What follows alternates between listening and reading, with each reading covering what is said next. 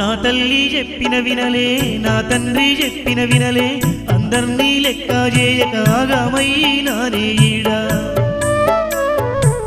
దొరలెక్క తిరిగేటోన్ని అరిగోసల పాలైతి, మాయల ఈ రాజ్యంలో నా మనిషి రూపం కూడా వాయే. అక్కరాయనా ఈ అక్క పోషవ్వా, ఏమి చేదు ఎందు పోదు ఎట్టాయినా బతుకు. అక్కరాయనా ఈ అక్క పోషవ్వో.